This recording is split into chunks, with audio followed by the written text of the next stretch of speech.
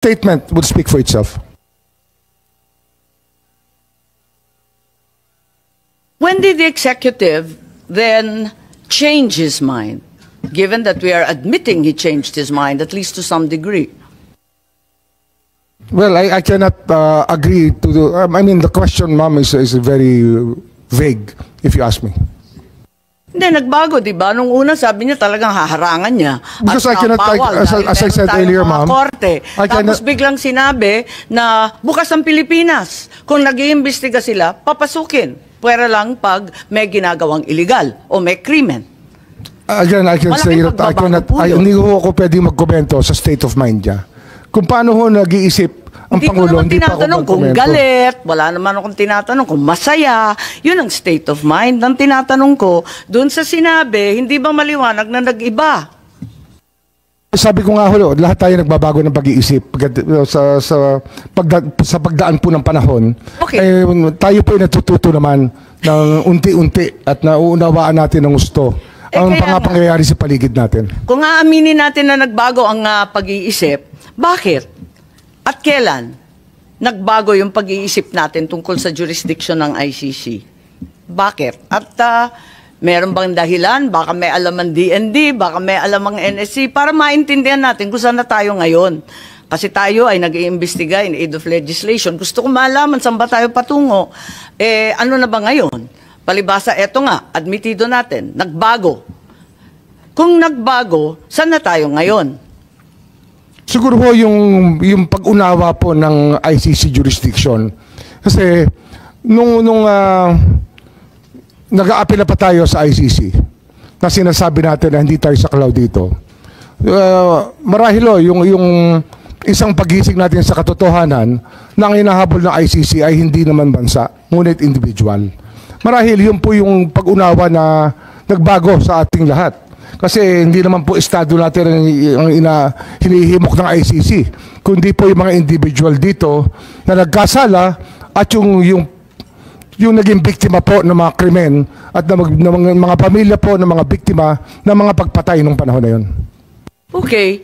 At sabihin natin may limited cooperation sa ICC. Sabihin natin, nung 13 November, si ASEC ES Bersamin pala, ay nagsabi that if the ICC refers the process to Interpol, which may then transmit a red notice to the Philippines, the government will feel obliged to consider the red notice.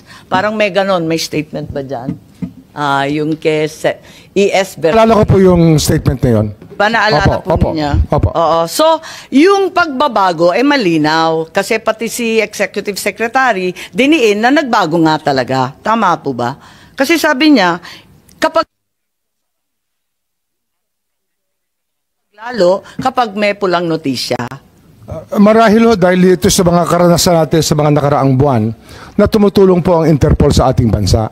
Kaya ang paggalang natin sa Interpol ay ganun-ganun na lamang. Hindi po natin pinababayaan na magkasamaan ng loob sa Interpol sapagkat sila po ay ating inaasahan sa maraming pagkakataon. Tama, talagang lumalahok tayo at umaasa sa Interpol. Ngayon, nung January, kayo po nagsalita at tatanungin ko kung tama po ba to. At sinabi na the Marcos administration ay uupo kasama na ng ICC. Talagang uupuan na natin to discuss certain areas of cooperation. So, hindi na no cooperation, no blocking, no limited at tatalakayin ang ibang mga areas kung pwede, kung saan pwede makipagkaisa. Tama ba yun? Hindi ko naalala yung statement. January 2025 po, sinabi ninyo, uupo kayo kasama ng ICC para malaman doon sa kanilang investigasyon ukol sa libo-libong pagpapatay ng drug war ni Presidente Duterte. Sabi mo, ayon sa report, na yung cooperation with an international tribunal ay pinapayagan sa ating batas. At yung ICC representatives have been going in and out of the country without any of us raising anything. January 2025 po. So ano ho yung tanong? Ang sinasabi ko, what happened to the President's statement that the government will not lift a finger? And what happens to your own assertion that there will be no blocking but no cooperation? Ngayon, nakikipagtungo na tayo sa ICC. Hindi, yun po yung sinasabi natin, nagiging bukas ang ating isipan, ngunit hindi po natin ginawa. Hindi po tayo nakiupo, hindi tayo nakipag-usap. Yun po yung malinaw sa lahat. Pero handa kayo nun, ngunit hindi natuloy. Ganun po ba? Marahil ho, kung meron hong tutulay, pero wala naman hong tumuloy eh. Kaya wala hong nangyari. Pero meron rin kayong sinabi that the ICC representatives as of January 2025 have been going in and out. Labas-pasok sila sa ating bansa. Hinahayaan lang natin. Hindi ko po hindi ko ho alam yung pagpasok at paglabas nila. Meron po Wala po akong kaalaman sa pagpasok at paglabas. Marahil sa kanila pag-iimbestiga, labas-pasok sila rito. Ngunit wala akong nagsasabi sa akin na ICC po yung labas-pasok dito. Wala pong akong report sa immigration. Wala po akong report sa ating mga... Kayo po nagsabi, kaya ako nalaman na may ICC representatives na labas-pasok dito sa ating bansa, na hindi tayo umaalma, hindi tayo nagre-reklamo. Yun na ang pagkasabi po ninyo. Sabi nga namin dati pa, kung wala ho silang nilalabag na batas, ay malaya po silang maglabas-pasok sa ating bansa. Katulad po ng kahit sino pang turista o sino pong nais bumisita sa ating bansa. Iba po yung pakay ng turista, iba naman yata ang pakay ng kinatawan ng ICC. So, nag-iba na talaga. Sa bandang January ng 2025, hinayaan na natin sila na lumabas-pasok dito sa ating bansa. Ganun po ba? Hindi po wala tayong hinahayaan, hindi lang ho tayo nagtatanong kung hindi natin tinatanong ang lahat ng labas-pasok dito kung sila po ay ICC. Pero kasi nga sa dami po ng labas-pasok sa atin, hindi po natin tinatanong. So hanggang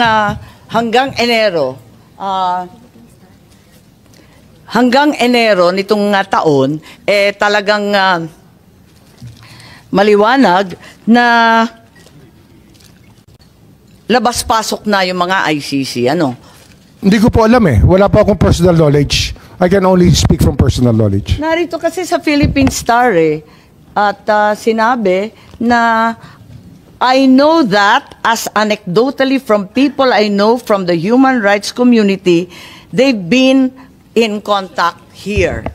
May mga nagkikwento po na may kausap silang ICC. So alam po ninyo. Kasi sabi mo in-identify pa ninyo yung source. Sabi ninyo yung human rights people. Nagko-contact usap na. Di alam na ninyo na nandito na yung ICC. Ay, hindi ko nalalaman kung nandun sila. Sinasabi lang nila may kausap sila. Hindi ko sila sabi ko saan sila nag-usap at paano. Pero, siyempre marami hong gustong tumulay, ngunit hindi naman natin, hindi ho nagkaroon ng pagkakataon na makilala talaga namin na ICC o makaharap. Kahit kailan po hindi namin nakaharap ang ICC. Pero alam ninyo na may galaw na sila at nag-iimbestiga na sila. 7 taon na po silang gumagalaw, ma'am. 7 taon na. Hindi naman ngayon lang yan eh. 7 years ago, the ICC was already investigating what happened during the drug war. What happened 7 years ago? Parang nahinto eh. Bakit sinabi natin na hindi na tayo yun lang po yung aking recollection kung kailan sila nagsimula. Na parang 2016 nga, baka 9 years ago pa. Sinimulan na po nilang bantayan ang ating drug watch, yung ating drug war, nung nagsimula po yung patayan. Pero matibay ang ating kalooban, matibay ang paninindigan natin na hindi natin tutulungan at talagang tututulan natin pagkat meron tayong sariling pulis, may sarili tayong mga korte. Ang liwaliwanag nun. Opo. Bago lamang, meron po tayong panahon na binabantayan dito. May panahon po tayong binabantayan dito. 2016 hanggang 2019 ay doon po ang kainitan ng drug war. At ito po, ang dami ho lumalapit sa aming opisina, humihingi ng tulong na maimbestigahan yung magpatay kung kani-kanino na lamang. Pero marami ho kaming talagang naging Kailan pumunta sa opisina ninyo? Kasi binabanggit ninyo, hindi pa Marcos administration, yung 2016 to 2019. Kailan nag-umpisa? Simula ho sila pumunta sa amin, 2022 na. Oh. So matagal na ho nakalipas ang mga krimen na nangyari. Pero nung umpisa, ang sinasabi natin, paulit-ulit, talagang hindi tayo tutulong at hindi natin hahayaan sila manghimasok. Maybe we can ask Secretary Anyo, sorry, kumakain po kayo, violation na naman ng human rights po to. Pero kung maaari bilang pinuno ng National Security Council, baka may naalam kayo tungkol sa pivot. Kasi parang nag-iba eh. Di nag-iba. Bakit nag-iba? Nung una, ang tindi ng ating paninindigan na hindi kailanman tayo tutulong sa ICC. Biglang lumambot. Nahahayaan natin pag pumasok sila. Tapos, pagkatapos nun, meron ng statement, uupo tayo. Kung may mamamagitan, pag-uusapan kung saan tayo pwede tumulong. Meron ba kayong alam, Secretary Anyo? Kasi maraming nagsasabi na kayo daw ang dahilan kung bakit nagbago ang isipan ng ating administrasyon. Madam Chair, palagay ko po ay walang basis po yung ganong klaseng allegation sapagkat ito po ay legal na usapan at hindi po kami nag-focus sa legal na usapan sapagkat ang sa amin po ay on the lens of national security. Tapos wala rin po kaming na-monitor na pumasok dito ng mga ICC investigators nung sinasabi ng mga panahon na yan. So wala kayong alam tungkol sa pagbabago ng isipan at polisiya ng ating administrasyon? Wala po, Madam Chair. At hindi rin kayo kasama sa pagpaplano ng aresto ni former President Duterte? Ma'am, meron po akong opening statement. Pwede ko po bang basahin? Siyempre, oo. In the meantime, if I may recognize the arrival of Senator Cayetano. Please proceed, Secretary. Yes, Anyo, ma'am. please. Good afternoon, everyone. I'd like to start by thanking the Senate Committee on Foreign Relations, chaired by Senator Amy R. Marcos, for the opportunity to clarify the truth about what transpired during the arrest of former President Rodrigo Roa Duterte and other related matters. I believe this is also a good venue for me and my fellow officials to clarify what really happened and to debunk and dispel the false accusations and fake narratives that have misled the public about this issue. As government officials, it is our duty to be truthful and to assure the public that our actions were proper and in accordance with the law. I, for one, have been the victim of relentless disinformation campaign aimed at destroying the integrity and credibility I have carefully built over 4 decades of public service, which began the day I entered the hallowed halls of the Philippine Military Academy. While public officials are not supposed to be thin-skinned, I have rolled with the punches for several days. However, the time has come for me to air my side. Therefore, I am grateful for the opportunity to speak before the Senate and present the truth. As a former member of the cabinet of the Duterte administration, it is also very hard for me to see the former president arrested. I worked closely with former President Duterte for so many years through the most serious crisis the country faced, and we have developed and nurtured a personal friendship. He trusted and respected me in the same way I trusted and respected him, even after our terms ended in 2022. I retired from public service when former President Duterte ended his term. However, the repeated calls for public service came again, and 6 months after my retirement, I was appointed by President Ferdinand Marcos Jr. to be his national security advisor. I saw my appointment as a continuation of my service to the Filipino people across different administrations. As a soldier, my loyalty has always been to the Constitution and the chain of command.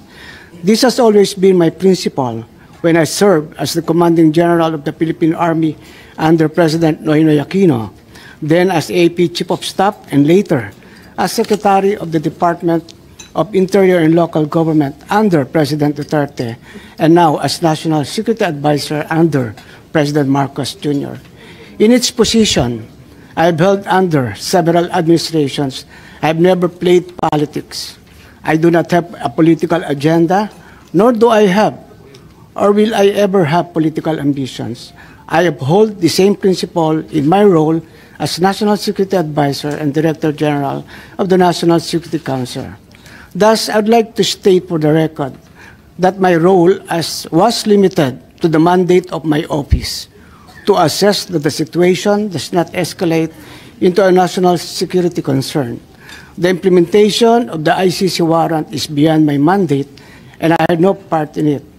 And may I also state for the record that I am not aware of any core group, nor am I a member of such group that allegedly planned and prepared for the arrest of former President Duterte. In fact, it was only on Tuesday morning, March 11, 2025, that I learned that there was already an Interpol red notice and that the ICC warrant of arrest would be served. There was also no intelligence operation. The former president's presence in Hong Kong, as well as his return to the country, was a public knowledge since it was heavily reported in both mainstream and social media. It is utterly unacceptable and unfair that my name is being dragged into an alleged grand conspiracy. I firmly deny any allegations of a grand conspiracy. In fact, the events in March 11 were spontaneous. As National Security Advisor, I was merely doing my job. However, I face all these accusations against my honor and integrity with firm resolve, knowing that I am on the side of the truth, and I was simply doing what I had to do. And in doing so, I upheld the truth, justice, and the rule of the law. Again, my loyalty is always to the country, to the Constitution, and not to any person. Thank you, Madam Chair. Salamat, Secretary Ed. Subalit sa kabila nito, nagsalita po ang ating mahal na Secretary John Vic na ang nagplano po rito, o yung pagkaintindi namin, ang nagplano ay kayo. I would like Secretary to answer that. Anyo, Secretary Gibo Chodoro, at ang pinangalan, ang Chief PNP, General Marbil. Parang apat yung pinangalanan sa isang interview ng ating Secretary ng DILG. Can I answer that, ma'am? Yes, please, you're recognized. The question was, who planned this? I did not state in any way who planned it. The meeting was of executive privilege. It is a conversation between the president and the ones I mentioned. There were. So what exactly did you say? Ano sinabi po ninyo? They Ang asked me- pagkaintindi namin, itong apat na pinangalanan, ang siyang nagplano. Ma'am, we're already invoking namin. executive privilege in this matter. Yes. We're invoking executive privilege in this Yes, matter. that's fine, but it's Yes. in the interview, and it's Yes, ma'am. public. It goes as far as the interview, ma'am. Yes, ma'am. That's Yes, it. I'd like to understand. I think your brother was trying I to did not explain state in any what he way. said in the interview, and I'm happy They to asked hear me it. if I planned it. I said it was not me. There were other people in the room, but we did not discuss any plans of any arrest. Saan nanggaling yung mga pangalan na ito? Ma'am, that again is executive privilege. Ma'am, let Pero me explain, ma'am. nandun- Let me nandun explain sa first, ma'am. interview po eh. Yes, yes, Ang ma'am. liwanag Let eh. me explain first, ma'am.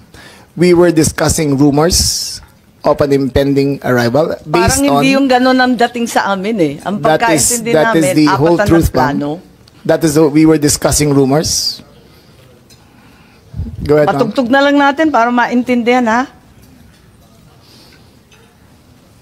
What was and who was really on top of this? Kayo ho ba? Because during the press conference of the president, it was you and the president. Yes. So ikaw ho ba nagplano ng lahat ng ito? Hindi naman, hindi naman. It was a group effort. Secretary Chidoro was there. Secretary Anyong was there too. And the president and I.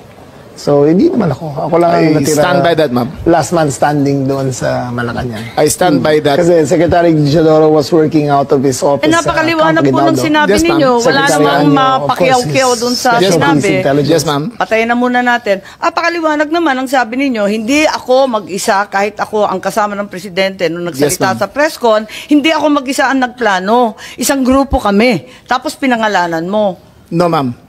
Eh, sinabi ninyo eh. I state, ma'am, again, executive privilege. But, ma'am, Walang executive privilege kasi binunyag na I ninyo sa must TV. state it very clear, as I stated very clear, that there was no mastermind. We were discussing mainly about what the president's statements were in Hong Kong, And it was based all on that statement, ma'am. Sinabi ninyo na hindi kayo mag-isa na nagplano, kundi isang There was no grupo. planning, ma'am. Pero yun ang sabi eh. I said, hindi ako nagplano. Marami May kaming- isang grupo na Ang nagplano. we were all talking about a rumor, ma'am. And that was all. Rumor lang yon. Yes, ma'am. Group effort ang sabi mo eh. Ang tanong niya kung ikaw ang nagplano, tapos sabi mo, There was no hindi, planning, group ma'am. effort. There was no planning, ma'am. Anong Earlier- in-effort ng group Ma'am, kapag hindi let me plano? make I think that intruding into executive privilege already, ma'am. I think that we please No, I'm respect just our. asking him to explain the media. Yes, ma'am. But just it's already I'm a very thin confining- dividing line between what transpires in a room between I will- cabinet I will- members I will- and a media statement. But there's a very thin dividing line, ma'am. I Understood. hope that we can respect executive privilege. Understood, and the Senate and the Secretary Chodoro is fully aware. Every time there's a need to recess to executive session, I'm happy to do so, and I will do so when necessary. Pero ngayon, sinabi kasi sa TV, paliwanag naman ninyo sa atin kung ano ibig sabihin. Kasi ang sinabi, hindi ako mag-isa na nagplano, may grupo kami. They asked me if I had planned it. Sabi ko, I did not. I did not plan it. I said we were there, and not to skirt, ma'am, executive privilege. It was mainly because of the statements of the former president in Hong Kong that he said, in his words, ma'am, in Hong Kong, that, I think you have a clip, he said that, ang reading ko ay may ICC warrant of arrest na. That was the best of my recollection, ma'am. So anong pinag-group effortan? Anong To diniscuss discuss the rumor, ng ma'am. grupo na That, again, ma'am, pinangalanan nyo? as far as I will invoke in executive privilege, there was no, you cannot plan on a rumor, ma'am. Kaya nagtataka So, ako, again, bakit ma'am, group effort? Chismis lang naman yun. Chismis nga. Ayun Yun na nga, yun. kung chismis, bakit mag-group effort pa? Tapos pinangalanan mo Ma'am, pa lahat na maraming nagpag-group marites sa effort. mundo to, ma'am. Dabis naman yung marites, dami-daming It marites was a sa amin. discussion of a rumor based on the statement of the president in Hong Kong. Nakakatuwa lang dahil chismis lang pala eh. Bakit sesentensyahan yung tao sa base ng chismis? It was a discussion of a rumor based on the statement of the president in Hong Kong. So you deny that you're part and parcel of the planning and that the other persons you named, hindi rin sila kasali dun sa pagpaplano? Again, ma'am, we were discussing the statement of the former president while he was in Hong Kong, that he said that he said, in his words, ang reading ko ay may warrant of arrest na ako. So that was the only basis of the conversation, ma'am. So ito yung group effort ninyo? Yes, ma'am. Pinagtulong-tulungan ninyo yung isang bahagyang chismis? It was, ma'am, all of that is, again, the statement of the former president, not ours. Okay, so walang kinalaman to. Pero para lamang sa kaprasong chismis, magtitipon-tipon pa yung mga sekretary ng gabinete. Nakakatuwa naman. Call it what you may, ma'am. Walang magawa. Opo, anyway, nabanggit na paulit-ulit itong Interpol, ano? At nabanggit na ng SOJ. At Ma'am, alam naman natin. ma'am, Yes if po. I may, since Yes, our Secretary name Chodoro, was, please. Kasi kasali kayo eh. alluded to, the Department of National Defense and the Armed Forces of the Philippines has no law enforcement mandate. Our sole mandate is to give support to the Philippine National Police when it is asked for. And therefore, such ends our jurisdiction. The operation is clearly a law enforcement one, and the Philippine National Police has the power to ask the armed forces to assist. And that is the extent of the participation of my department and the armed forces of the Philippines. And all other matters in supporting the Philippine National Police are covered by operational security. Tama po. Kaya hindi talaga chismis lang to. Meron talagang natanggap. At sinabi rin sa isang interview, alas 3 ng umaga, natanggap na yung notice of arrest nung Martes, March 11. Sinabi naman ni Secretary Remulla na si PNP General Marbil nakatanggap ng notice of arrest warrant, alas 3 ng umaga ng Martes, at sinabihan ang Pangulo ng alas 6. Nabasa niya na nga sa alas 6 ng umaga. I So, stand by ibig that, sabihin, hindi po chismis to. Meron ng notice of arrest warrant. You're Totoo na talking siya. about 2 different days, ma'am. Okay. March 10. Sige, clarify po ninyo para March 10 maintindihan namin. was conjecture. March 10, was chismis pa lang yun. Yes, ma'am. Dala nung salita galing sa Hong Kong. Yes, ma'am. Okay. March Tapos, 11 was a formalized transmission Okay. by the ICC towards Interpol, and that was the first knowledge that this administration had of the presence of a action by the ICC directed towards Interpol, and that was the only formal knowledge that we had. So, andun lang.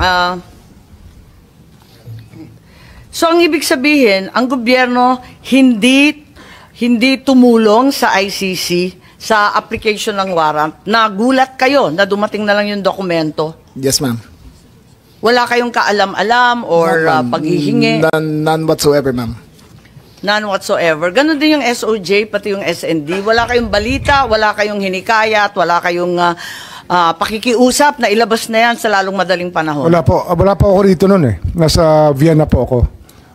Ma-attend po ako ng United Nations meeting sa Drugs and Crime, Yung- UNODC. Yung March 10 o yung 11 po? Parehong araw po, wala po ako rito. Ngunit nakikipag-usap ako sa telepono na tinatanong ko yung nangyayari dito sapagkat ang Department of Justice ay involved syempre sa bawat proseso. At kinakausap ko po yung mga pwede kong kausapin tungkol dito. Okay, so wala kayo dito pero kayo nag-anunsyo at lumabas sa balita na alas 3 ng umaga pa lang ng Martes andyan na yung notice of warrant. It was me, ma'am. It was Ikaw me. ba? Ibang It was Remulla me. yun? Baka It was na-confuse me who pati confirmed, media. ma'am.